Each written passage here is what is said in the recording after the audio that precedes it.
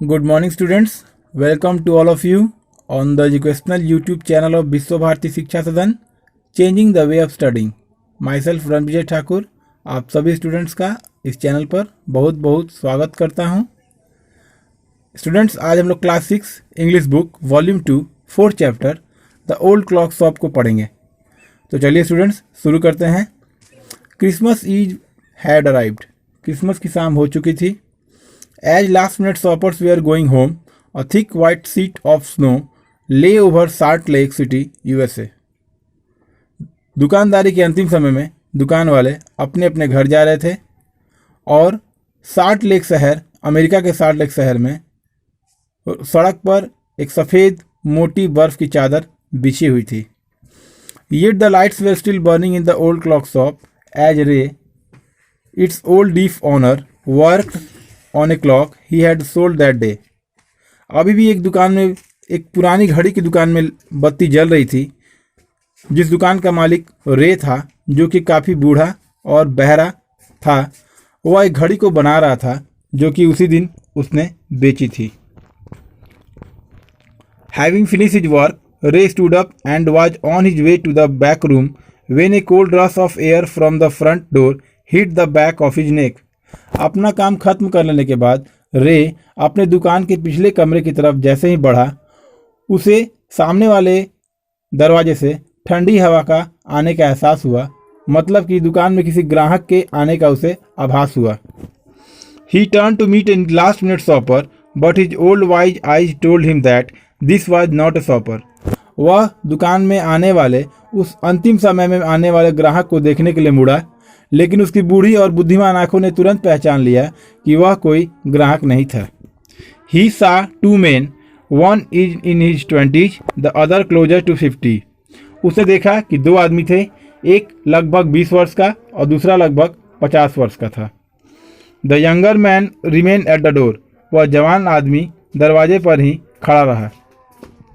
The older man approach the counter with no sign of friendliness in his eyes. वह बूढ़ा आदमी counter पर आया और उसकी आंखों में जरा भी मैत्रीपूर्ण भाव नहीं दिखाई पड़ रहे थे। Ray was able to hide his growing fear as he slowly pushed a note pad and a pencil across the counter. Ray अपने चेहरे के डर को छिपाने में कामयाब रहा और उसने धीरे से काउंटर पर एक नोटपैड और एक पेंसिल रख दिया। He smiled at the unfriendly face, then pointed to his ears and shook his head from side to side.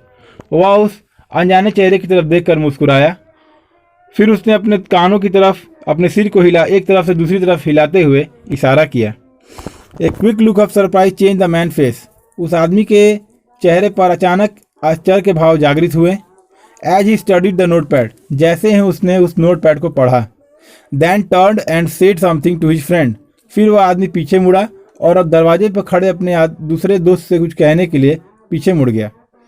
रे use the chance to look you closely at the man, paying attention to the shape of a gun and a restless hand in the man's right coat pocket. Ray ने उस आदमी को नजदीक से देखने का मौका मिला। उसने ध्यान से देखा कि उस आदमी के दाहिने कोट के पॉकेट में कोई बंदूक जैसी आकृति उसे दिख रही है, जिस जेब में उस आदमी ने अपना हाथ भी रखा हुआ था। Anger boiled with in him but it was kept down by an inner voice that said be still. रे अंदर ही अंदर काफी क्रोधित हो रहा था, परंतु उसकी अंदर की आवाज ने उससे कहा कि शांत रहो। He wrote on the notepad, may I help you. रे ने उस नोटपैड पर लिखा कि क्या मैं आपकी कोई सहायता कर सकता हूँ। For the first time the older man look directly at रे एंड स्माइल्ड। पहली बार वह बूढ़ा आदमी डायरेक्टली यानी कि सीधे तौर पर रे की तरफ देखा और मुस्कुराया। एक क्रूएल मॉकिंग स्माइल, काफ़ी निर्दयतापूर्वक उपहास उड़ाता हुआ एक मुस्कान था। They both understood why he was there, why his friend remain at the door. वे दोनों समझ गए कि वह आदमी वहां पर क्यों आया है और उसका वह मित्र दरवाजे पर क्यों खड़ा है। They look like man who were down on their luck and were now ready to try something they would later be sorry about. वे किसी हताश इंसान यानी कि आदमी की तरह लग रहे थे और वे अब ऐसा कोई भी काम करने के लिए तैयार थे जिसके चलते उन्हें बाद में काफ़ी पछतावा होता, दुख होता। द क्लॉक टिक्ड ऑन, घड़ी बजती रही, चलती रही। रे कामली रोट अनदर मैसेज, रे ने शांतिपूर्वक एक दूसरा संदेश उस नोटपैड पर लिखा। Have you come to pick up a clock or watch, क्या आप यहाँ पर कोई दीवार घड़ी या कलाई घड़ी लेने के लिए आए हैं? Then he pointed to the loan board filled with hanging clocks and pocket watches, फिर रे ने लोन बोर्ड की तरफ इशारा किया, बताया, जो कि दीवार घड़ी और जेब में रखने वाली घड़ियों से भरी हुई थी। He was not a pawn broker, Ray कोई साहूकार नहीं था जो किसी व्यक्ति से कोई चीज़ लेकर ब्याज पर उन्हें पैसे देता था।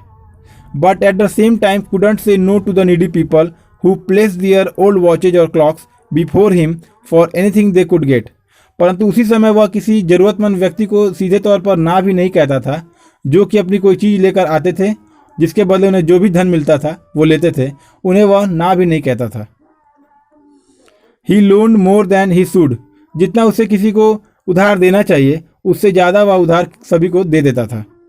They would be there when the owners wanted them back, और वे लोग वहाँ पर तभी वापस आते थे जब उन्हें उस चीज़ की ज़रूरत होती थी या जब उन्हें वह चीज़ वापस चाहिए होती थी। At the same price he had paid with no interest, और वह उन्हें उसी पैसे में, उसी कीमत पर वह चीज़ उन्हें वापस लौटा देता था जिस कीमत पर उन्हें उनसे लिया था, और वह उनसे कोई सूद ब्याज भी नहीं लेता था। Then the older man seemed to feel a little easier, took out his hand from his pocket and quickly looked at the watch on his wrist. फिर वह बूढ़ा आदमी थोड़ा सहज महसूस किया और अपनी दाहिने कोट के जेब से अपने हाथ को बाहर निकाला और अपनी कलाई पर बंधी घड़ी को देखने लगा। How much will you give me for this? The man wrote. उस आदमी ने उस नोटपैड पर लिखा कि आप मुझे इस घड़ी के बदले कितने पैसे दे सकते हैं। रे notice a little same in the grey eyes looking at him, रे ने देखा कि उसकी भूरी आंखों में थोड़ी शर्म दिखाई पड़ रही है। The watch was nothing special and yet had great powers, वह घड़ी कोई विशेष नहीं थी लेकिन फिर भी उसमें काफ़ी शक्ति थी। It was something to exchange, यह कोई ऐसी वस्तु थी जो बदली जा सके। A way out of a bad situation, किसी इंसान को या किसी व्यक्ति को बुरी स्थिति से बाहर निकालने के लिए यह घड़ी उसे गिरवी रखकर पैसे लेने के लिए अच्छी थी।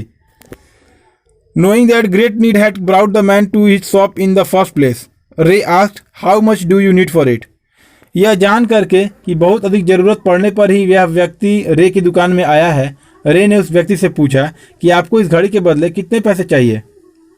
The reply came back on the notepad, उस व्यक्ति ने उसका जवाब उस नोटपैड पर लिख करके दिया कि वॉट एवर इट्स वर्थ, जो भी इसका मूल्य हो, जो भी इसकी कीमत हो। Ray reached into his cash box, pulled out a $50 note and passed it into the man's hand.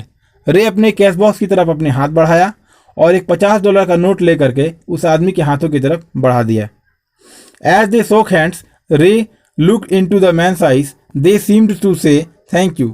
जैसे ही उन दोनों व्यक्तियों ने हाथ मिलाया, रे ने उस आदमी की आंखों में देखा जो कि मानो ऐसा कह रही हो कि आपका बहुत बहुत धन्यवाद। They both knew the watch wasn't worth that much. रे और वह आदमी दोनों जानते थे कि उस घड़ी का उतना अधिक मूल्य नहीं है। Before turning to leave, the man wrote, "I will be back to pick it up as soon as I can." जाने से पहले वह आदमी पीछे की तरफ मुड़ा और उस नोटपैड पर लिखा कि मैं वापस आऊँगा इस अपनी वस्तु को लेने के लिए जितनी जल्दी हो सके। मैरी क्रिसमस, आपको क्रिसमस की बहुत बहुत बधाई। The little story ended on the half hour with the clock striking all together. यह छोटी सी कहानी आधे घंटे में खत्म हो गई और उस दुकान के रखी घड़ियां चलती रही। The time pieces which had been looking on silently all the while, उस दुकान की सारी घड़ियां जो कि चुपचाप इस सारी घटना को चुपचाप देख रही थी, rang out the time with such feeling that even Ray thought he could hear them. एक साथ बज उठी और रे ने ऐसा महसूस किया, चूंकि वह बहरा था लेकिन फिर भी रे ने ऐसा महसूस किया कि वह उसके बजने की आवाज़ को सुन सकता है। Their sweet musical message was filled with hope. उनके प्यार मधुर से संगीतमय संदेश आशाओं से भरे हुए थे। The timeless message of peace on earth, goodwill towards all, was felt by the three men who stood in the old clock shop. उस समय यही संदेश उन घड़ियों के द्वारा निकला कि धरती पर शांति रहे और सबके लिए सद्भावना की भावना सबके अंदर जागृत हो। यह भाव उस दुकान में, उस पुराने घड़ी की दुकान में मौजूद उन तीनों व्यक्तियों ने महसूस किया। तो स्टूडेंट्स, ये था हम लोगों का आज का क्लास। कल हम लोग इस चैप्टर का हो सके तो क्वेश्चन आंसर करेंगे। और अगर आपको कोई प्रॉब्लम अगर आ रही है तो आप कमेंट सेक्शन में जाकर जरूर बताएं, जरूर शेयर करें। और अगर अभी तक आपने हमारे इस चैनल को सब्सक्राइब नहीं किया है तो सब्सक्राइब करें, लाइक करें, शेयर करें। Thank you very much.